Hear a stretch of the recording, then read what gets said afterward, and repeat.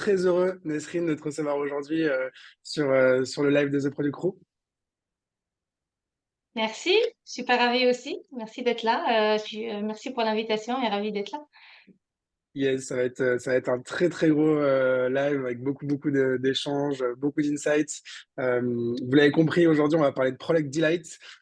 Product Delight, c'est un terme peut-être qui est plus utilisé, plus employé dans la tech aux US qu'en France, où on a une vision un peu, peut-être un peu très fonctionnelle du produit parfois.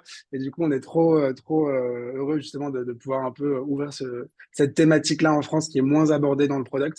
Ça va être très enrichissant. Et bah, Nesrine, bien sûr, tu as un parcours assez incroyable. Tu es passé par Google, Spotify, tu as travaillé sur toutes ces problématiques. Tu vas nous présenter un petit peu ton parcours et puis on va découvrir justement les choses que tu as pu implémenter dans ces boîtes. Avant ça, je voulais vous donner un petit update à tous parce que voilà, vous êtes très nombreux products dans la room. Vous demandez peut-être à quelle sauce le marché de l'emploi va évoluer en 2024. Donc, je voulais vous donner un petit peu, nous, ce qu'on a comme insight à travers nos échanges avec nos 800 entreprises partenaires, avec voilà, les 10 000 membres de la communauté, les leaders qui nous partagent un peu leurs insights. Nous, aujourd'hui, là, pour 2024, ce qu'on voit, c'est que la priorité des managers, c'est de faire monter l'expertise à l'intérieur de leurs équipes. Ça veut dire recruter des profils très experts sur des domaines spécifiques. Ça veut dire former en interne. Et il y a aussi tout un pan d'investissement sur tout ce qui va être automatisation, IA, outils pour avoir des gains de productivité. Ça, c'est un gros enjeu pour les managers dans le product en 2024.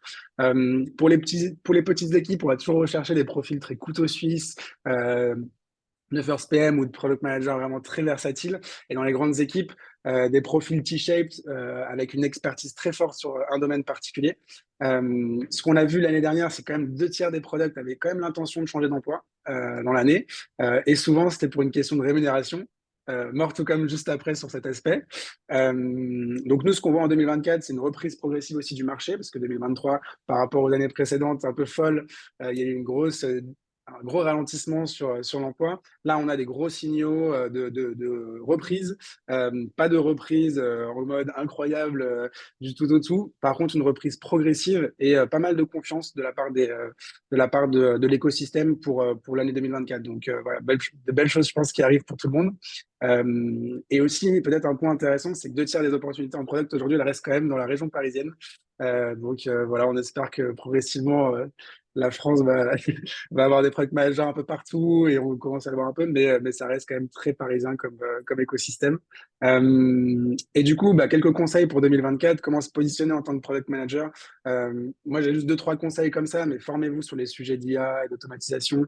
Vraiment, il y a une révolution technologique de plusieurs années qui est en cours et qui va voir des nouvelles expertises émerger. Donc, s'il y a des projets en interne sur l'IA, essayez de vous mettre dessus. Ça va vraiment vous aider voilà, pour grandir sur votre expertise rare dans les années prochaines. Travailler sur votre spécialisation T-shape ou trouver votre zone de surexpertise peut être un super challenge pour 2024. Et enfin, être présent sur la scène produit, participer, partager avec la communauté. On espère qu'avec TPC, on va pouvoir vous aider à faire tout ça cette année. Euh, je vous laisse sur 2 cadeaux aussi, du coup, un peu en lien justement avec la question de l'IA. On a travaillé il y a quelques semaines avec pas mal de boîtes partenaires, des équipes produits qui nous ont partagé justement comment ils leveragent l'IA dans leurs produits, soit avec des features, soit avec des utilisations internes ou externes sur leurs produits. Si vous voulez de l'inspi là-dessus, c'est vraiment trop cool. C'est un Notion où il y a justement toutes les infos pour comment eux ont fait pour mettre de l'IA dans leurs produits et booster l'usage. Donc, vous pouvez le choper juste en scannant le QR code et vous le recevrez par email. Et puis, je vous parlais des salaires, justement. Je sais que voilà, 2 tiers, dont la moitié qui veulent changer de métier pour une question de rémunération. Si vous voulez savoir un peu comment vous vous situez sur le marché, si vous voulez un peu vous projeter sur 2024 avec une target de salaire, il y a toujours cette étude qui est hyper cool et qui vous donne vraiment voilà, les dynamiques de salaire en ce moment dans le marché product. C'est le QR code de droite. Et puis, je pense que Sarah va pouvoir vous mettre les petits liens dans le chat si jamais vous voulez cliquer directement plutôt que scanner. Pour ceux qui connaissent pas TPC, et après je te donne la parole Nesrine, parce que ça y est, on est presque 300 dans le live, donc à mon avis, on va pouvoir commencer avec tout le monde prêt et chaud. The Product Crew, du coup, bah, on aide pas mal de talents dans la tech et le produit à progresser dans leur carrière. On a une communauté de 10 000 membres, elle est sélective à l'entrée. Vous pouvez postuler si vous voulez pour nous rejoindre. Il faut un peu d'expérience et ça va jusqu'à 6 levels. Et puis, on a la vocation de voilà, d'aider à libérer le potentiel des products dans tout l'écosystème en faisant aussi plein d'initiatives open source live avec notamment Nesrin d'aujourd'hui. Et nos membres, on les aide à trouver aussi le job justement qui leur correspondra. Donc, si c'est une chose qui vous intéresse, vous pouvez aller sur notre site, vous inscrire et trouver le job product qui va vous aider à cartonner en 2024. Et puis, bah, en face, on a évidemment des entreprises, 800 partenaires qui recrutent avec nous des profils de dev, de product et aussi sur le design et la data. Donc voilà un petit peu pour TPC. Je quitte l'écran et on va passer au sujet du jour que vous attendez tous. Nesrine, ça va être à toi de jouer. On part pour 25-30 minutes de présentation. Et puis, vous êtes très nombreux à envoyer des messages dans le chat. Donc, mettez bien à tout le monde parce que je vois beaucoup de messages juste à nous, aux panélistes. Voilà, envoyez vos questions et on vous donnera la parole à la fin dans le Q&A. Merci Nesrine d'être avec nous et puis bah, à toi de jouer. Super, merci beaucoup en tout cas pour la présentation et bonjour à tous.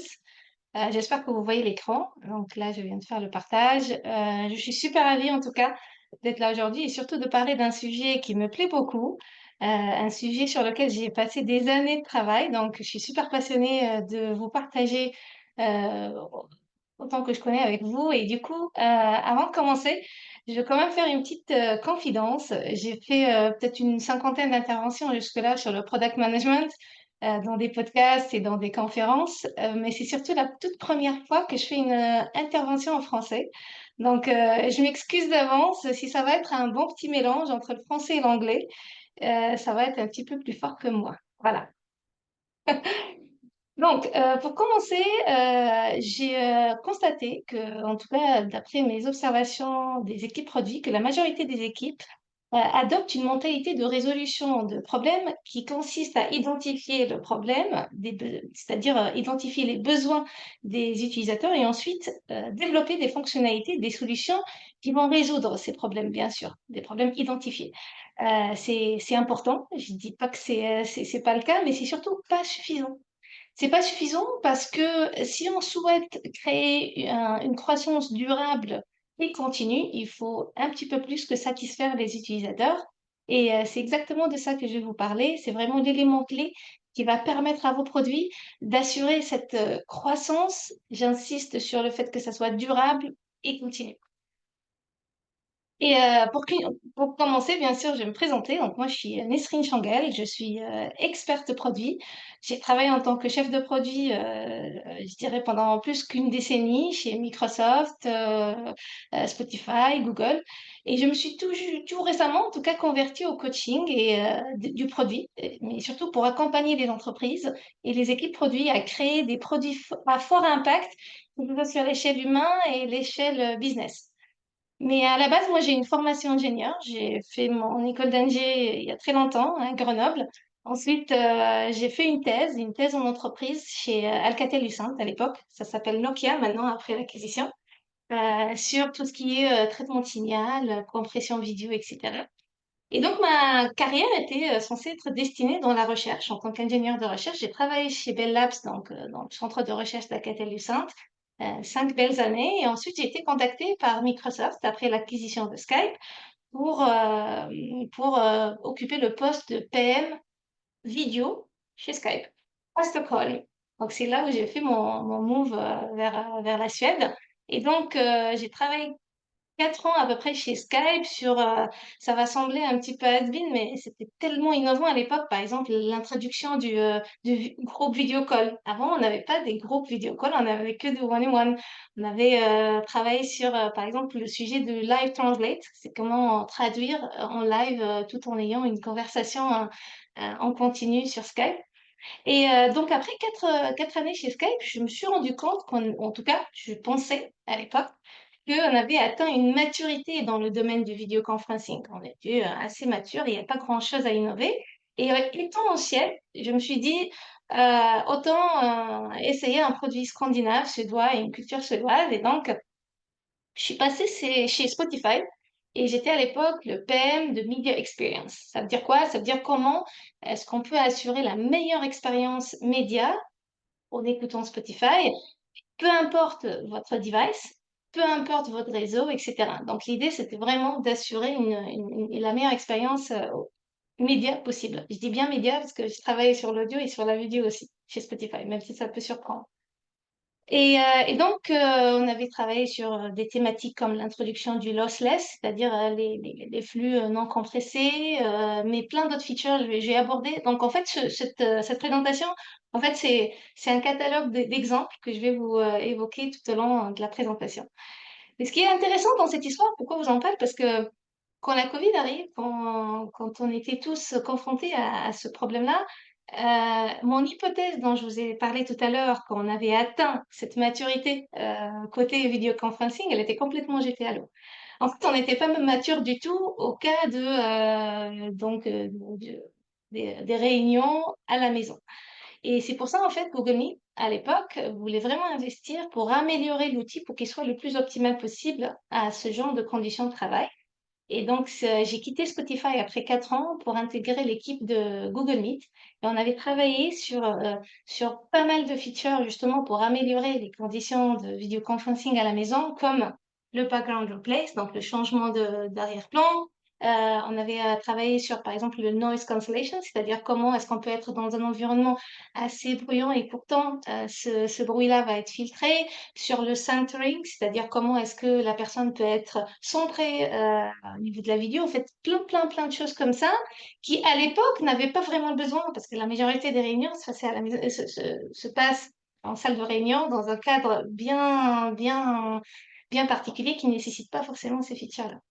Donc moi, j'ai travaillé sur Google Meet en Suède et ça fait à peu près 2 ans que je suis retournée à Paris, toujours chez Google, pour travailler. Là, je quitte le milieu média pour travailler sur le browser Chrome, surtout iOS au début, et après, plus grand que iOS, c'est-à-dire comment rendre Chrome un produit cross-device, de manière à ce qu'on peut commencer notre navigation sur un device et pouvoir continuer sur un autre.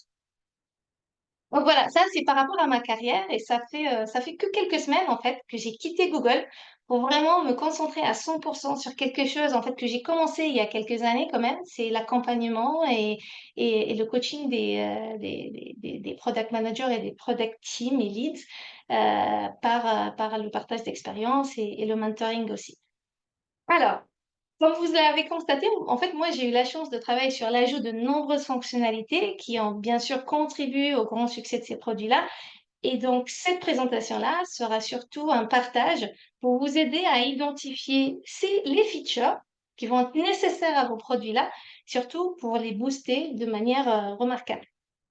Mais pour commencer, je vais commencer par une petite histoire. C'est une histoire qui a eu il y a pas très longtemps, c'était octobre dernier. Je suis partie en famille à New York en vacances, donc mes 2 enfants, mon mari et moi-même, et on a embarqué à bord d'un avion Air France classique, mais on était surtout psychologiquement préparés pour un vol de 7 heures avec des enfants excités, fatigués, enfin tout ce qui va avec. Donc, dès que l'embarquement a été terminé, eh ben, un membre d'équipage est venu avec un grand sourire et il a offert 2 petites boîtes sympathiques à mes enfants. C'était simple, il n'y a pas grand-chose. C'était des boîtes qui contenaient des petits livres d'activités, bien sûr, des crayons de couleur, des jouets.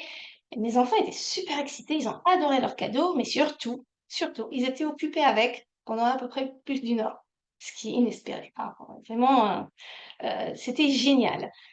Moi, personnellement, j'ai jamais travaillé chez Air France, je connais rien sur leur stratégie, mais je parle de cet exemple-là parce que je suis sûre que ce petit cadeau ou ces boîtes-là, c'était pas juste un cadeau aléatoire, c'était quand même quelque chose que Air France avait pensé, que c'était vrai, ça figurait dans leur stratégie, dans leur vision, c'était vraiment planifié et il y avait une bonne raison de le faire. Enfin, vous le voyez un petit peu partout maintenant, c'est pas que Air France, mais ça peut être même plus que ça. Mais la question, c'est pourquoi ils font ça? Pourquoi est-ce qu'ils nous offrent, ils essayent de nous attirer avec ce genre de petits moments sympathiques? On peut penser que ça c'est pour nous plaire ou pour nous attirer, etc. Mais la réalité, il y a une science derrière. Et d'ailleurs, une des recherches en particulier a été menée par le Harvard Business Review et qui a montré que quand les entreprises connectent avec leurs clients sur le plan émotionnel, et ben les retombées peuvent être énormes. Ça, je vais vous poser une question. Je ne sais pas s'il y a un chat pour répondre, mais j'aimerais savoir si vous savez à quel point, à votre avis, il est probable qu'un utilisateur émotionnellement connecté puisse s'engager davantage avec votre produit par rapport à un utilisateur très satisfait. Donc là, on a un utilisateur très satisfait et on a l'utilisateur émotionnellement connecté. Donc on sait déjà que l'émotionnellement connecté peut s'engager plus, mais plus de combien? Je sais pas s'il y en a des réponses. Sinon, je peux directement appliquer la réponse moi-même. Ouais, il y en a qui proposent plus 30%, 60%, 50, 20, 8%, 100%, fois 2. Bon, donc, ouais, il y a de tout. Il y a de tout, mais jusqu'à du fois 2, fois Bon, 3. on va briser le suspense. En fait, c'est 50%. Donc, on a eu un bon petit mélange et on a même eu le 50%. Donc, c'est 50% de plus de chances d'utiliser le produit plus longtemps, de le recommander à leurs amis, d'en devenir fidèles, mais surtout 50% de plus d'acheter le produit, ce qui est énorme. Il y a l'autre raison. Donc ça, c'était la première raison, c'est l'engagement, la fidélité, la loyauté, etc. L'autre raison pour laquelle les entreprises investissent dans la connexion émotionnelle, c'est que ça a un impact énorme sur la réputation de la marque et son influence sur le bouche à oreille. C'est-à-dire que les produits émotionnels font l'objet de discussions, de tweets, de partages, mais ils génèrent un bouche à oreille étendu et surtout ils favorisent une croissance qui peut être virale dans certains cas. Voilà, c'était pour décrire pourquoi c'est important de créer cette émotion, une connexion émotionnelle, mais du produit et surtout dans la tech, la connexion émotionnelle est souvent appelée le delight. Alors, je sais que c'est un mot en anglais, j'ai cherché à savoir quel est l'équivalent, on m'a dit le ravissement, la délectation, enfin, il y a eu plein de termes, ça m'a pas convaincu, donc je vais continuer avec delight. De toute façon, je vous donne la définition et c'est surtout plus simple pour la suite. Donc, le delight, déjà, c'est quoi? Le delight arrive lorsque on ressent deux émotions en même temps. Il faut que deux émotions soient réunies au même instant. Et c'est quoi ces deux émotions? C'est la joie et la surprise. Si on arrive à créer la joie et la surprise au même moment, eh ben, en fait, on est en train de créer du delight, sans le savoir. Mais il faut savoir aussi qu'il y a deux types de delight. Il n'y a pas un seul type de delight. Le premier type, en général, on l'appelle le delight superficiel, le surface delight. Alors, il s'agit souvent du seul delight dont on parle. C'est tout ce qui vient, enfin, quand on pense au delight, on pense tout de suite à une surface, une interaction, une animation sympathique, des couleurs, des choses qui bougent.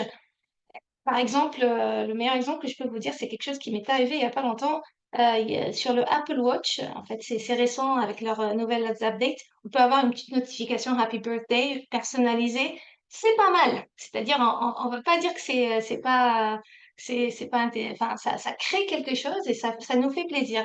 Le deuxième exemple, moi personnellement, je l'ai découvert il n'y a pas longtemps, c'est que quand vous utilisez Google Maps, et vous rentrez chez vous, c'est-à-dire l'adresse est déjà inscrite comme home. Quand vous arrivez, vous allez avoir un petit pop-up qui va vous dire Welcome home. En fait, c'est beaucoup plus sympathique que d'avoir You reached your destination, un truc du genre, enfin, vous êtes arrivé chez. Ça reste quand même sympathique. Mais par contre, cela n'apporte pas des avantages, cela n'apporte des avantages que si les fondations sont déjà solides. C'est-à-dire, ce Surface Light a un plus, il crée un plus quand les fondations sont vraiment là et que la valeur est déjà bien validée. Cela contribue bien sûr à renforcer la confiance et à donner une sensation plus humaine. Ça donne l'impression qu'il y a de l'humain derrière le produit et en général, les utilisateurs apprécient bien cela. Le deuxième type, et qui pour moi est le plus important et dont on n'en parle pas forcément, c'est le Deep Delight. Ou oui, le Deep Delight, c'est le Delight. Je n'ai pas d'équivalent là pour le coup. Il est atteint, alors ce type de delight, il est atteint une fois que tous les besoins de l'utilisateur sont satisfaits, y compris la fonctionnalité, la fiabilité, la facilité d'utilisation, mais aussi la surprise positive. Le Deep Delight, là, pour le coup, il est vécu lorsque l'interface se comporte, on va imaginer comme si l'interface se comporte comme un assistant compétent. Il est là pour nous aider, pour nous fournir une valeur avec un effet surprise quand même. Et le meilleur exemple que j'ai trouvé pour vous aujourd'hui, c'est le Smart Compose de Gmail. C'est quand vous êtes en train d'écrire un email, enfin, c'est très sympathique d'avoir des suggestions, d'avoir presque quelqu'un à côté de vous qui est en train de vous proposer des suites. Et donc, limite, avec des tabs, on peut presque finir le mail. Voire même maintenant avec l'IA, c'est encore plus fort. Enfin, hier, je l'ai essayé sur ChatGPT. J'ai demandé est-ce que je peux avoir un contrat pour rédiger un mail pour résilier mon contrat et j'avais qu'à changer le nom, l'adresse et l'envoyer. Enfin, c'est super intéressant. Donc, le Deep Delight, là, pour le coup, il est beaucoup plus compliqué et difficile à atteindre. Pourquoi? Parce que ça nécessite un travail colossal sur la discovery et l'étude de l'utilisateur. On a vraiment besoin de savoir quel est le besoin et le besoin émotionnel, mais aussi le besoin fonctionnel du côté de l'utilisateur. Et les clients sont considérés comme ravis ou delighted d'un produit, c'est lorsqu'on correspond, on leur donne quelque chose qui correspond à leur motivation, ce qu'on appelle en général les stimulants émotionnels. Qu'est-ce qui les stimule de point de vue émotionnel? Qu'est-ce qu'on peut identifier chez les utilisateurs qui va les stimuler de point de vue émotionnel?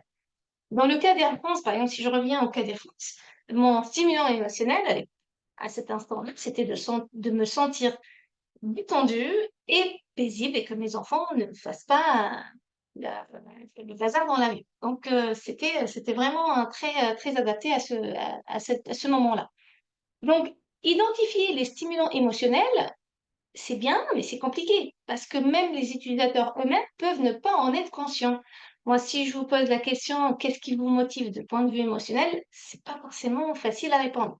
D'ailleurs, on a beaucoup plus de facilité à répondre quelles sont nos démotivations émotionnelles, c'est-à-dire qu'est-ce qui nous frustre, qu'est-ce qui nous énerve, qu'est-ce qui nous embête, que qu'est-ce qu'on aime, etc.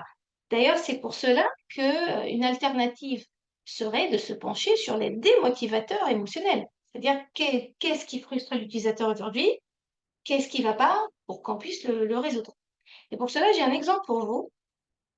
Et cet exemple correspond à la période où il y a eu la Covid. Évidemment, notre utilisation d'appels vidéo pour rester en contact avec la famille, les collègues, les amis, etc., a considérablement augmenté. Et avec ce phénomène-là, il y a eu bien sûr naissance de plusieurs émotions négatives, comme par exemple le manque d'interaction ou une faible implication. Et d'ailleurs, l'ennui, on s'ennuie dans la réunion, c'est pas forcément très engageant, etc. J'espère que c'est pas le cas en ce moment, en tout cas. Et, euh, et du coup, il y a même eu un terme il y avait l'émergence d'un nouveau terme qui est le Zoom fatigue, la fatigue Zoom, qui a eu même des études pour essayer d'étudier qu'est-ce qui crée ce Zoom fatigue, enfin, qu'est-ce qui se passait, un phénomène dont on n'avait pas forcément l'habitude avant la Covid.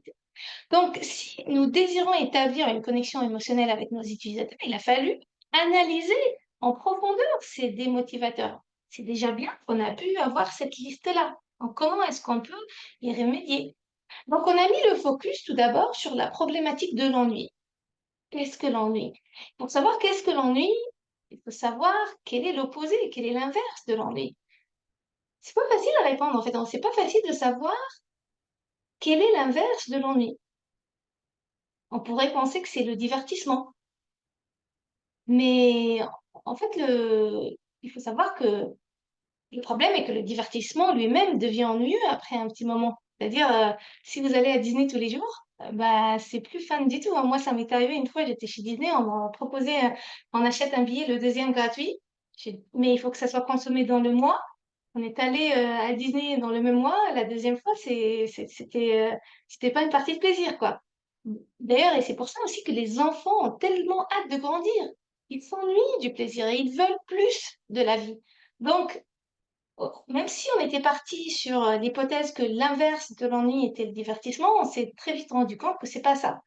La réalité et la vérité, c'est que l'opposé de l'ennui, c'est vraiment le, on appelle ça en anglais ou plutôt le vivant, se sentir vivant ou engagé. C'est-à-dire comment est-ce qu'on peut se sentir utile, vivant, engagé. Et c'est du coup, on s'est vraiment focalisé là-dessus. On a essayé de se dire qu'est-ce qui pourrait rendre les utilisateurs plus engagés, plus vivants lors d'une réunion vidéo.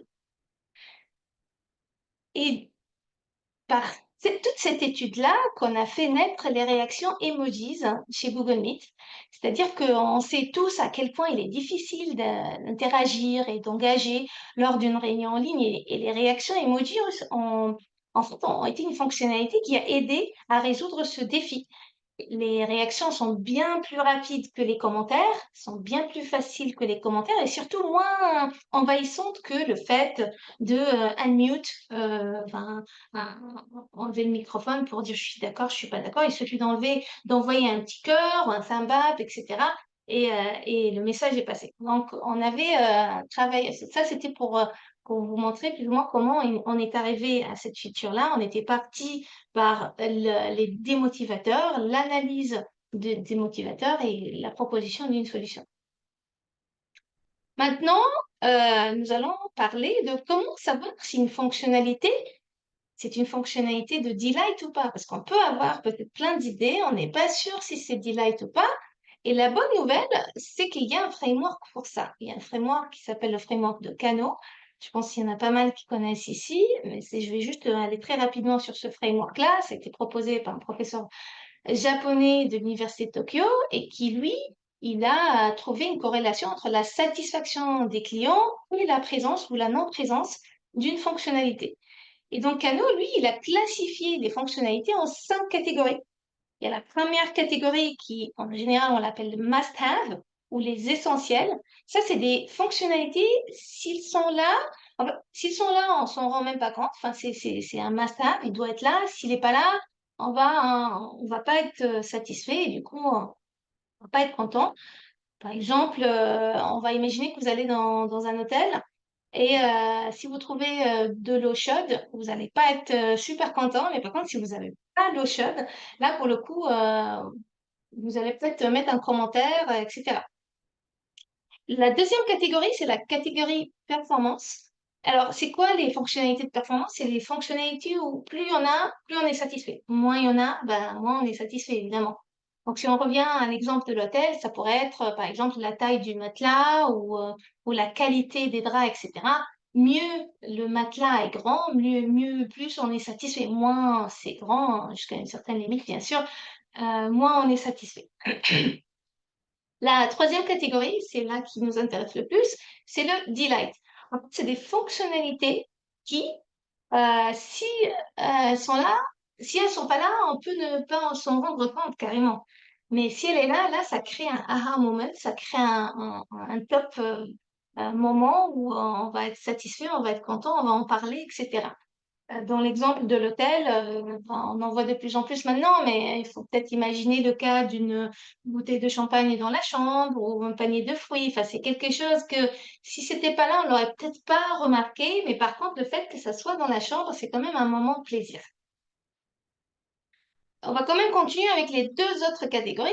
La quatrième catégorie, c'est la catégorie indifférente, c'est-à-dire que là ou pas là, en fait, ça crée aucune importance, ça n'a pas d'impact sur la satisfaction du client. Mais des fois, malheureusement, on est obligé de l'avoir dans pas mal de produits. On va imaginer, dans l'exemple de l'hôtel, peut-être un rideau de plus dans la chambre, enfin un tapis de plus, là ou pas là, ça pourrait peut-être ne pas avoir d'impact. Et la dernière catégorie, c'est la catégorie inverse. En fait, si la feature est là, on est insatisfait. Si elle n'est pas là, on est satisfait. Ça semble bizarre, mais dans pas mal de cas, on est obligé. En général, c'est soit des. Si on revient par exemple au cas de l'hôtel, je dirais une borne de sécurité où tu dois mettre ta valise pour des raisons de sécurité. Ça fait pas forcément plaisir. Évidemment, ne pas avoir cette borne de sécurité, c'est mieux. L'avoir, c'est pas forcément satisfaisant. D'ailleurs, le meilleur exemple pour en parler de reverse, c'est dans les navigateurs, les ads dans les navigateurs. Ne pas avoir les ads, ce serait beaucoup mieux. Mais avoir les reverse, en général, c'est soit des raisons de revenus, soit des raisons de sécurité, de légales, etc. Mais c'est bien de visualiser ces 5 catégories pour savoir à chaque fois classifier dans quel bucket notre feature va atterrir. Maintenant, vous allez me dire, OK, c'est très bien de savoir, mais comment je peux savoir dans quelle catégorie ma feature va tomber? Et le mieux pour cela, c'est de poser ce qu'on appelle les questions fonctionnelles et les questions dysfonctionnelles. Ça veut dire quoi? On va imaginer que vous êtes un PM chez Airbnb et vous proposez une fonctionnalité qui consiste à proposer un template aux utilisateurs à utiliser lors de la création de la description du bien. Donc, au lieu de l'écrire dès le début, vous allez leur proposer des templates. Alors, pour savoir si la feature est delight ou pas delight, vous allez poser la question à un bon nombre d'utilisateurs, comment vous vous sentez par rapport à la présence de cette fonctionnalité. Ensuite, vous allez leur reposer la question, mais comment vous vous sentez par rapport au fait de ne pas avoir cette fonctionnalité? Et ils peuvent répondre I like, I expect, je suis neutre, et I can live with it, je peux vivre sans, et I dislike. Et en fonction de la combinaison des réponses, on peut savoir si la fonctionnalité est delight, must-have, performance, etc. Par exemple, si la réponse aux questions là, par rapport à cette fonctionnalité de template, j'aime bien qu'elle soit là, et la réponse aux questions dysfonctionnelles, en fait, je peux vivre sans ou I expect qu'elle soit pas là, là, pour le coup, on est sûr qu'on est dans le delight. Donc voilà, ça c'était vraiment pour la catégorisation et comment arriver à catégoriser. Il faut savoir que Kano, et c'est là où il y a pas mal de confusion, Kano, c'est pas un framework de prioritisation. Il y en a beaucoup qui nomment Kano comme un framework de prioritisation, mais la réalité, c'est un framework de catégorisation de fonctionnalités. Alors, pour la question maintenant, c'est comment prioriser? Parce que à chaque fois que je parle de Delight, on me dit, mais non, non, mais ça c'est pour les boîtes riches. Nous, il faut qu'on arrive à livrer déjà le mass-table, les performances, c'est pas sûr. Enfin, on n'a pas le temps, on n'a pas la place dans la roadmap. Et donc, je reçois souvent la question, est-ce que le mass-table doit forcément être priorité P0 et le performance P1 et Delight P3? Et donc, pour répondre à cette question, moi, je dirais que les fonctionnalités essentielles ou les must-have, oui. Là, pour le coup, ça doit être P0 parce que votre produit existe pour une raison et il faut honorer cette raison. Par contre, par rapport aux performances versus delight, ma réponse c'est plutôt ça dépend. C'est pas sûr que la performance doit être prioritisée sur le delight. Et pour mieux répondre à cette question, j'adore utiliser l'exemple du Happy Meal. Parce que le Happy Meal, c'est un produit, certes, et le must-have, c'est proposer un menu aux enfants, équilibré ou pas équilibré, c'est subjectif. Mais la performance ici, c'est vraiment la qualité des ingrédients, la quantité de pommes, etc. Donc, la qualité des nuggets aussi, pour certains cas. Et le delight, on sait très bien, c'est cette création d'expériences positives. Euh, Par exemple, on voit très bien là, le design de la boîte, l'innovation des jouets, les livres, etc. Et on voit très bien que McDo investit beaucoup là-dessus. Et pourquoi j'utilise ce produit? Parce que je pense on peut tous être d'accord que la performance peut largement être améliorée. Enfin, franchement, en termes de qualité, de quantité, enfin, c'est moyen. Pourquoi McDo investit beaucoup plus sur le delight de ce produit-là que sur la performance? D'ailleurs, moi, je suis personnellement ce genre de maman qui va éviter à tout prix la restauration rapide à mes enfants. Mais lors de mon voyage à New York, eh ben, je me suis écartée entièrement de mes valeurs habituelles et on a acheté des Happy Meal, on a acheté enfin, tout ce dont mes enfants ont réclamé. Et ben pourquoi? Parce qu'à l'époque, c'était Halloween. McDo, eh ben, figurez-vous, proposait le Boo Bucket. Je sais pas si vous connaissez le Boo Bucket, c'est un truc super emblématique de McDo. D'ailleurs, ils le font même pas tous les ans, tu vois, c'est vraiment pour créer cet effet d'attente et surprise, etc. Et quand on a vu qu'avec le Happy Meal, mes enfants vont avoir c'est super cute Boo Bucket, eh ben, on a acheté je pense qu'on a même acheté 2 fois, c'était terrible. Enfin, donc voilà. Et du coup, pourquoi je partage cette histoire? C'est surtout pour refléter à quel point l'impact du delight à quel point on peut avoir un impact, le delight peut avoir un impact sur le comportement des clients. On peut même s'écarter de nos valeurs là pour le coup. Donc, reste quand même la question, comment trouver cet équilibre entre delight et performance et le mieux, parce que pour moi, cet équilibre-là, c'est surtout un mindset. Là, pour le coup, il n'y a pas de framework. Et le mieux, c'est de déplacer notre réflexion, notre questionnement de ça ou ça à ça et ça, c'est-à-dire performance et delight. Il faut que la roadmap soit un petit mélange tout au long de l'année de feature must-have, de feature performance et de feature delight pour qu'on ait à la fin une satisfaction, mais aussi un effet surprise tout au long de l'année. Alors, comment on fait ça? Moi, du coup, je vais vous parler d'un exemple de mon époque chez Spotify. Et ben, je vous ai dit tout à l'heure, je travaillais sur l'expérience média. Et l'expérience média, à l'époque, elle était super importante parce qu'on intégrait des pays dont on n'avait pas du tout intégré à l'époque, comme l'Inde, le Vietnam, etc. Et on s'est rendu compte que Spotify ne fonctionne pas forcément exactement pareil qu'en Suède ou en France. Donc, bah, il fallait réagir sur les formats audio, sur la compression pour que on assure justement cette qualité audio partout dans le monde.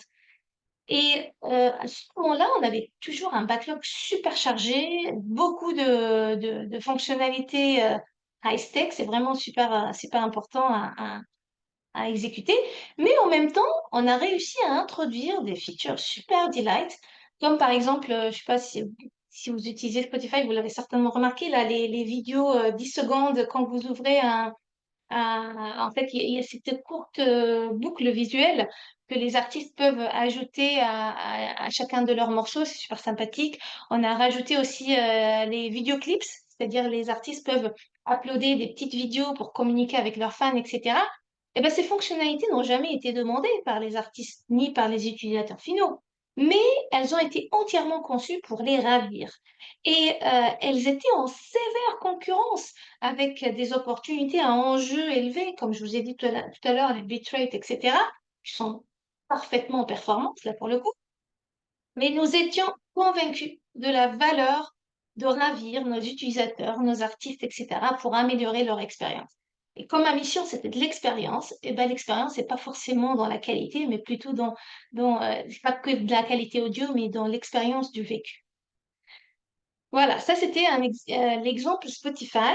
Nous avons parlé de ce que c'est le delight, pourquoi est-ce que c'est si important, comment l'identifier, comment le prioriser. Mais pour le mettre en place maintenant, pour vraiment que ça soit bien efficace, il y a aussi des principes à respecter. Et il y a un de ces principes, c'est la continuité. Je pense que je l'ai rapidement abordé, mais c'est quelque chose de très important à en parler de manière plus approfondie. Parce que dans le delight, il y a quoi? J'ai dit tout à l'heure, le delight, c'est surprise et joie. Et quand je dis surprise, la surprise, ça peut s'estomper avec le temps. C'est-à-dire quand on voit la feature pour la première fois, on est surpris, on est ravi, mais cet effet-là peut se réduire avec le temps. D'ailleurs, c'est un phénomène qui a un nom, il s'appelle le habituation effect, c'est vraiment l'effet de habituation, je crois. Donc, c'est évident que les fonctionnalités de Delight passent très rapidement du Delight au must-have. Je vous ai parlé tout à l'heure du background replace, donc le changement d'arrière-plan. Ben, au début, c'était waouh, je peux le faire, c'est magnifique, c'est top. Ah ben maintenant, je pense que vous pouvez pas du tout vous imaginer avoir des réunions sans la possibilité de flouter votre arrière-plan ou de le changer avec un plan statique. Alors, comment on a fait pour garder en sorte que cette fonctionnalité reste aussi intéressante et attractive? Eh ben, en fait, on a essayé, je vais vous parler de cet exemple-là avec des illustrations, c'est plus simple. Donc, la fonctionnalité au début, c'était de pouvoir changer l'arrière-plan avec une image. Ensuite, on a rajouté la possibilité de le flouter, avec plusieurs degrés, bien sûr. Ensuite, pour maintenir l'effet delight, on a proposé des arrière-plans vidéo. À la suite, on a introduit des arrière-plans immersifs, c'est-à-dire avec des effets de lumière, avec des accessoires. D'ailleurs, on peut mettre exactement le même bonnet que Mathias ou avoir des lunettes pendant la réunion. C'est fun et c'est delight. Et le tout dernier, c'était vraiment c'est ce qu'on a, qui vient tout juste d'être disponibles, c'est les arrière-plans générés par l'IA, c'est-à-dire que c'est personnalisé. L'utilisateur peut choisir un thème, les couleurs, etc. Et c'est super sympa, il faudra l'essayer. Et de cette manière, les fonctionnalités continuent d'être aussi plaisantes qu'elles étaient dès le début. Donc, c'est une fonctionnalité qui va être générée une fois et après, elle tombe dans l'oubliette ou juste dans le maintien. Non, il faut vraiment continuer à le maintenir tout au long de son existence. Il existe aussi une autre chose, généralement très très simple et économique, qui pourrait vous aider à intégrer le delight dans votre produit. Ben, c'est tout simplement la saisonnalité. Cela peut être une saisonnalité personnelle, comme on a vu tout à l'heure, l'effet de Happy Birthday sur le Apple Watch, ou ça peut être aussi une saisonnalité communautaire. Par exemple, à Google Meet, nous fournissons continuellement des nouveaux arrière-plans. Donc, si vous ouvrez le carrousel là pour voir les arrière-plans, il y a toujours des arrière-plans nouveaux, mais aussi il y a certains arrière-plans qui sont là juste pour célébrer un certain événement. Et donc, par exemple, on avait des arrière-plans spécial Diwali, on a des arrière-plans spécial Ramadan, des arrière-plans Pâques, Noël. Enfin, vraiment, à peu près, on essaye de couvrir la majorité des événements de manière inclusive. Il y en a même eu moi personnellement, j'ai travaillé dessus, des arrière-plans à thème, comme pour les Jeux Olympiques, il y a 4 ans, à Tokyo. On avait travaillé sur un arrière-plan Jeux Olympiques et je suis sûre qu'il va y en avoir un spécial Paris. Donc, stay tuned, comme on dit. Ces arrière-plans saisonniers, ils génèrent une ambiance joyeuse au sein de la communauté ciblée. Et bien sûr, ils contribuent En fait, ça a un impact. Moi, j'avais remarqué, même sur les métriques, etc., que ça a un impact sur l'adoption et la rétention de la feature auprès de nos utilisateurs. Voilà, donc moi j'arrive à la fin de cette présentation. Je veux juste rappeler les notions clés. Donc le delight consiste évidemment à susciter la surprise et la joie chez l'utilisateur. Il faut que ça soit combiné au même moment pour le créer. Le delight a un impact significatif sur l'engagement, sur la réputation de la marque, mais aussi sur le succès du produit. Le delight doit coexister avec les must-have et les performances. C'est pas un versus, mais un and. Et le delight, évidemment, doit considérer et il doit être rajouté de manière continue. C'est pas un one-off. C'est vraiment quelque chose qui doit être maintenu sur le continu. Il doit avoir une place permanente dans votre roadmap et ça doit même figurer dans votre stratégie, etc. Donc ainsi, j'arrive à la fin de ma présentation. N'hésitez pas à me contacter sur LinkedIn. J'offre aussi des one-on-one pour parler bien sûr du delight, mais aussi plein d'autres problématiques produits. Mon calendrier, il est à jour et il est soit sur LinkedIn, mais aussi sur ma page web nesrine-changel.com. Donc n'hésitez pas. Et maintenant, je crois, c'est à vos questions. Voilà. Yes, merci beaucoup Nesrine. Il y a beaucoup de réactions dans le chat, donc c'est trop cool. Pour info, on est plus de 350 là dans le live, donc vraiment, je crois que le sujet a beaucoup intéressé. Il y a déjà beaucoup de remerciements. Donc enchaînons avec les questions. On va vous donner un peu la parole. Et il y a une question qui a été très upvotée. Elle est un peu cheeky parce que c'est Céline qui me l'a posée. Je crois elle est sortie du live, donc je vais la poser pour elle. Mais Céline, elle t'a demandé justement, enfin un peu, elle a mergé les deux concepts de performance et de delight. Elle t'a demandé en gros comment déjà a performé cette feature de Spotify sur la vidéo en boucle. Est-ce que du coup vous avez eu des mesures de performance et si oui, lesquelles? Et plus globalement, plus généralement, je crois que la question derrière, c'était effectivement comment est-ce qu'on mesure la performance du delight et sur peut-être quelles métriques? Est-ce qu'il faut avoir la même approche qu'avec les features de performance du coup? Ah, c'est super intéressant parce que j'avais 2 slides sur la mesure du delight que j'ai enlevé pour des raisons de temps. Je savais que j'allais dépasser. Ah, Donc, je pense que je vais les faire. Voilà, on y arrive. ah bah parfait, ouais, How to super, measure delight. let's go. Non, Vous avez bien mais fait de rester tout le monde. c'est une question très pertinente qui revient toujours et c'est très intéressant qu'on la pose parce que la mesure du delight, c'est aussi compliqué que l'identification du delight. Pourquoi? Parce que le delight en soi, c'est subjectif. Ce qui me plaît moi ne va pas forcément plaire à tout le monde. Donc, comment assurer ce delight de manière inclusive et comment le mesurer surtout? Donc, malgré que c'est compliqué, la bonne nouvelle, c'est qu'il y a quand même des frameworks qui permettent de se rapprocher. Je dis pas que ça va vraiment le mesurer, mais ça va se rapprocher.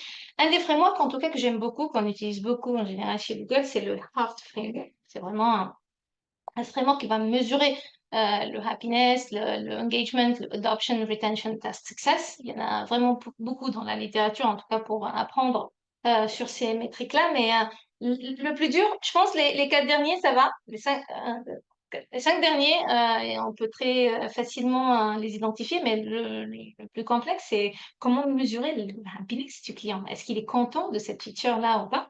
On peut évidemment commencer par regarder les revues, les feedbacks, les questions de support, etc. Ça, c'est un début.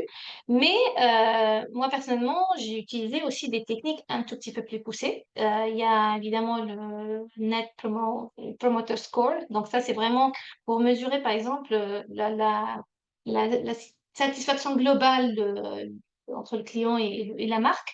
Il y a ce qu'on appelle le Customer Satisfaction Score. Et il y a surtout, j'aimerais surtout vous parler d'un outil qui s'appelle le HAT Survey. Donc, le HAT Survey, c'est Happiness Tracking Survey. C'est vraiment comment mesurer le happiness. C'est vraiment un questionnaire qu'on met dans le produit. C'est-à-dire, on va imaginer que l'utilisateur vient d'interagir avec, pour la première fois avec une nouvelle fonctionnalité qui va être censée être une fonctionnalité de Delight. Là, il va être appelé ou invité à répondre à un questionnaire pour voir déjà son ressenti par rapport à cette utilisation de cette nouvelle fonctionnalité. Mais c'est pas seulement des questions ciblées sur la fonctionnalité spécifique, mais sur l'impact que ça, cette fonctionnalité, sur le produit global. C'est-à-dire, le NPS, c'est vraiment le ressenti par rapport au produit global. Le CSAT, c'est vraiment le ressenti par rapport à une fonctionnalité. Mais l'avantage du HAT, c'est vraiment la combinaison des deux. C'est-à-dire, on va essayer de mesurer le ressenti de l'utilisateur par rapport à la fonctionnalité et l'impact que ça a sur la satisfaction du produit en général.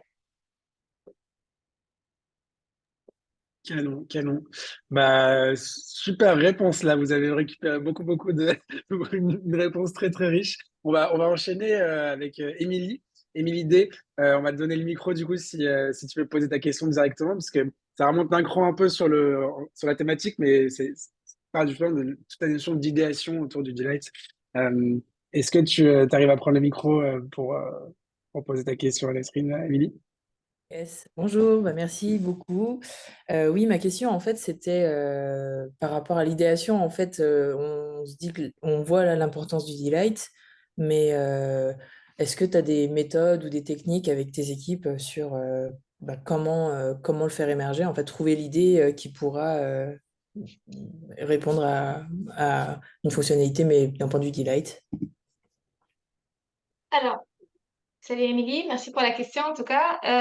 Il y a bien sûr des façons, j'ai parlé tout à l'heure des stimulants émotionnels, donc c'est quelque chose, c'est une des techniques, c'est d'essayer d'investir du temps sur les émotions, sur les stimulants émotionnels. Mais ce que j'aimerais dire ici, ça va être un petit peu surprenant peut-être, mais c'est tellement vrai que généralement on a ces idées-là. C'est-à-dire que si vous allez ouvrir votre fichier d'idées et d'opportunités, on va avoir plein d'idées qui vont être censées être des idées de delight, mais qui vont tout simplement pas être prioritisées. Si on travaille dans une équipe qui a le pouvoir justement de générer des idées et surtout qui travaille de manière très très proche avec les designers et avec les user researchers, donc là, plus on parle avec les utilisateurs, plus on comprend leurs problématiques et leurs besoins. Donc, si on travaille dans une équipe, comme on l'appelle généralement empowered, c'est-à-dire qui a justement le pouvoir de générer ces opportunités, on regarde la liste des idées, il y a toujours des idées de delight. Le seul problème, c'est comment les prioriser. C'est-à-dire, on travaille tous dans un milieu où on a toujours des opportunités plus impactantes ou même plus importantes à l'instant T. Donc, je reviens, je l'ai dit peut-être tout à l'heure, mais sur le fait que c'est un mindset et que les PM, essentiellement, doivent considérer le fait que ça doit être un mélange et c'est un mélange qui doit être continu et qui doit être qui doit être permanent dans la roadmap. Canon. Je vois une Je vais essayer question de vous aider sur le Delight et le Ouais, vas-y. B2B là, depuis tout à l'heure. Ah oui, oui, c'est vrai. Effectivement, alors, vas-y. Alors, justement, je vois tout à l'heure qu'il y en a beaucoup qui posent la question, est-ce que le Delight, c'est quelque chose de plus B2C que B2B? Et c'est une question justement très répandue, je l'ai eu dans pas mal de conférences. Moi, je dirais que c'est pas le B2B ou B2C qui est important. Si on travaille sur un produit qui est utilisé par des humains, on appelle B2Human, c'est vraiment human used. Donc, il faut, et ces humains-là ont des émotions, il faut créer cette connexion émotionnelle. Donc, le delight, évidemment, a tout à fait sa place dans le B2B. D'ailleurs, on peut regarder un des exemples comme Slack, ils investissent énormément dans le delight. Pourtant, c'est quand même pas mal B2B. Le meilleur exemple que je peux vous partager aujourd'hui, c'est Concur, l'outil Concur de SAP. C'est un outil normalement de gestion de notes de frais. Moi, j'ai beaucoup utilisé cet outil-là justement pour tout ce qui est gestion de mes notes de frais de voyage, etc. Et je me rappelle très très bien le premier lot où il y avait cette fonctionnalité, tu prends en photo le reçu et il te crée la note de frais. Ah, là, pour le coup, c'était un waouh! Et pourtant, là, je vous parle d'un exemple purement B2B, hein. C'est vraiment, ça peut pas être plus B2B que ça. Et ils auraient pu rester avec le process manuel, le prix, la date, les items et tout ça, mais non, ils ont créé cette feature-là. Alors aujourd'hui, c'est peut-être évident, la majorité des outils le font, mais je me rappelle très bien, il y a quelques années, quand c'était le cas, c'est quand même quelque chose d'incroyable. Donc, je dirais que le delight, ça n'a pas forcément un côté B2C versus B2B, mais plutôt B2Human, du moment qu'il y a des utilisateurs humains, bah, faut du delight.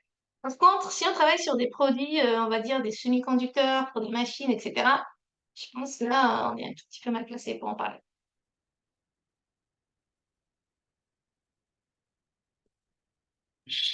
Hop. Yes, bien vu. Excuse-moi, j'arrivais pas à réactiver mon micro. Je voulais qu'on donne le micro à Maxime, Maxime Pierre. On est en train de te donner le micro du coup pour que tu puisses poser la question à Nesrine. À toi de jouer. Ouais, vous m'entendez? Ouais, c'est bon, nickel. Super, parfait. Bah, d'abord, merci beaucoup pour votre présentation, c'était super intéressant. Moi, j'avais effectivement une question sur la définition même du delight. Ma question, elle portait typiquement sur la mesure de satisfaction. On venait d'évoquer ici le sujet. On pouvait parler par exemple de la SUS qui va mesurer cette satisfaction aussi. On va parler d'utilisabilité qui comprend l'efficacité et l'efficience, mais aussi la satisfaction.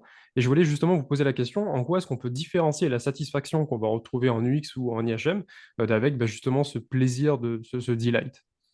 Ouais. Oui, je pense là justement, on est en train de parler de la différence entre le Surface Delight et le Deep Delight. Donc, comme je l'ai évoqué tout à l'heure, le Surface Delight, justement, c'est dans ses couleurs, ses interactions. Par exemple, j'adore l'exemple Spotify. Ils ont vraiment beaucoup de Surface Delight dans leur couleurs, euh, dans leur façon, en tout cas, de montrer ou visualiser les features. Mais le Deep Delight, là, c'est vraiment, il n'y a pas que l'aspect design, il y a le côté valeur, value, comme on dit. C'est-à-dire, c'est quoi la valeur qu'on apporte à l'utilisateur. Donc, je pense que la grande différence, c'est comment ravir de point de vue visuel. Et la deuxième question, c'est comment ravir de point de vue fonctionnel et de manière à ce que je peux être utile à l'utilisateur ou me servir comme un assistant compétent qui va aider l'utilisateur à accomplir une tâche dans une facilité euh, concurrentielle par rapport à tous les autres, mais aussi qui va lui faire gagner du temps, tout en étant surprenante et joyeuse. Voilà. Donc c'est ça la grande différence. C'est-à-dire comment. Et je dis plus qu'il faut que ça soit l'un ou l'autre. Il ne faut pas qu'on travaille que sur du Deep Delight ou on travaille que sur le Service Delight. Les deux peuvent tout simplement coexister. Comme on a vu tout à l'heure, Apple investit dans les deux. Hein. C'est vraiment comment trouver un petit équilibre dans notre backlog et notre roadmap de manière à ce qu'on a un tout petit peu de tout, incluant les Deep Delight et les Service Delight. Bah, merci. Et on arrive un petit peu au bout du temps, donc je vais poser une dernière question qui a été posée par Émilie. Pour finir à toi, Nesrine, est-ce qu'on peut peut-être finir sur pour toi le meilleur exemple de Delight, celui que tu as préféré ou qui pour toi a apporté le plus d'impact et qui est un peu la référence ou qui aurait posé peut-être même qui mérite le terme de Product Delight, tu vois, qui existe dans les dictionnaires. Voilà. Parce qu'il y en a un vraiment incroyable. Je vais te biaiser là pour le coup, franchement. Il y en a un qui était vraiment super sympa. Je dirais que, alors, encore une fois, ça va révéler un petit peu mon âge, mais il y a à peu près une vingtaine d'années, quand je suis partie de mon pays d'origine pour venir en France pour des études, il y avait pas vraiment beaucoup de moyens pour discuter avec ma famille. C'est-à-dire qu'il y avait que les telcos, il y avait les opérateurs qui nous proposent faire des appels à l'international qui coûtent énormément et en tant qu'étudiant, c'est pas évident. Et donc, quand il y avait la possibilité d'avoir des appels à l'international gratuitement avec Skype, c'était un pur delight. Franchement, on sous-estime aujourd'hui parce qu'évidemment, il y a tellement de choix. Il faut savoir que Skype a popularisé tout simplement la possibilité d'avoir des calls sur Internet et encore plus la possibilité d'avoir le vidéo. La vidéo, elle est venue 3 ans après. Il faut savoir que c'était pas tout de suite vidéo. Donc, pourquoi? Parce que là, pour le coup, on parle de connexion émotionnelle pure et profonde. C'est-à-dire que moi, ce qui me manquait le plus, c'était pas forcément la géolocalisation ou le pays en soi, mais plutôt le fait de rater des événements, des anniversaires, des événements qui m'étaient très très proches, en tout cas, qui me faisaient vraiment mal au cœur de les rater. Et le fait d'avoir justement Skype Vidéo à l'époque, c'était vraiment un pur delight très, très fonctionnel, très utile. Et évidemment, on a tous utilisé au moins une fois Skype, malgré qu'aujourd'hui, c'est pas forcément le produit le plus utilisé. D'ailleurs, il Ouais, c'est fête clair. aujourd'hui son Moi aussi, moi anniversaire de aussi. 20 ans, je crois, cette année, ça fête son anniversaire de 20 ans. Voilà, donc, Waouh, ok. Bon anniversaire, Skype. Ouais, les plus jeunes ne connaîtront peut-être pas, ou en tout cas, n'auront pas connu cette révolution, mais c'est sûr qu'elle en a amené plein d'autres et que ça a été un tipping point, comme on dit. Je vais quand même poser une dernière question qui est sur-upvotée là, actuellement et qui est, je pense, assez importante. Qu'est-ce que tu donnerais comme conseil aux product managers qui aujourd'hui en France sont très incentivés sur la culture de la performance pour convaincre le top management de faire un peu de place dans la stratégie pour le delight? En une minute, peut-être, si c'est possible, ok, les best en une practices. minute, je dirais par commencer petit, c'est-à-dire il faut pas proposer des features qui vont nécessiter 6 mois de développement. Il y a des mini-features qui sont super simples. D'ailleurs, je donne un autre exemple, c'est comme l'exemple de Dino là de Chrome. Alors là, mais c'était un exemple tout petit, tout petit. D'ailleurs, il y avait le designer du Chrome, le dinosaure de Chrome, c'est un Français qui s'appelle Sébastien Gabriel. Et l'idée était toute petite, il fallait juste l'intégrer dans le navigateur et ça a fonctionné, ça a même créé une mascotte pour le produit de manière incroyable. Donc le conseil, c'est vraiment de ne pas commencer par des features de delight énormes, mais d'essayer de commencer par les petites features et montrer avec les datas que ça fonctionne et que ça a un impact sur l'utilisateur. Ah, c'est génial, ouais, effectivement. Pas partir direct sur la méga ambition et trouver le canon. Bah, merci énormément, Nesrine. Je crois que vraiment beaucoup de remerciements dans le chat aussi. N'hésitez pas à nous dire, c'est toujours cool de mettre une petite note de 1 à 5 sur bah, en quoi, voilà, est-ce que vous avez reçu beaucoup d'insights? Si oui, voilà, 5, si moins, moins. Mais voilà, bah, plein de 5, plein de merci. C'est vraiment trop cool. Ça fait Je vous plaisir, souhaite à merci tous du beaucoup. coup un bon déj. Et puis oui, vous recevrez le replay avec bah, du coup vous pourrez revoir la présentation de Nesrine. Vous avez son contact, donc n'hésitez pas à la contacter si vous voulez faire des one-to-one avec elle. Et puis bah, on vous dit à très bientôt pour un nouveau live. Et bon appétit, bon week-end dans la foulée. Merci encore Nesrine. Merci.